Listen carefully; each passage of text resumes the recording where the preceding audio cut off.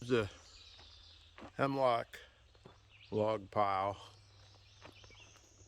and that's going to give me what I need to finish out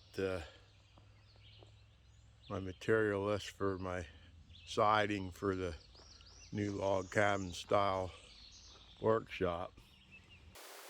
Okay, here's the pile of hemlock that I cut, both with that wood that I just showed you, those logs I just showed you, and some logs before.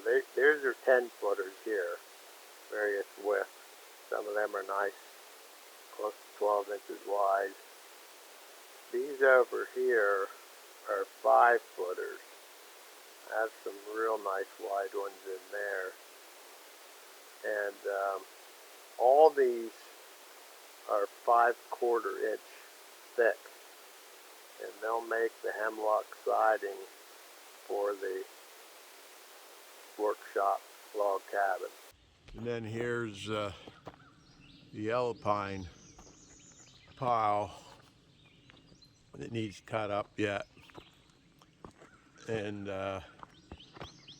they'll be going into 2x4s, 4x4s that I need for that job, and I'm probably going to need more of them.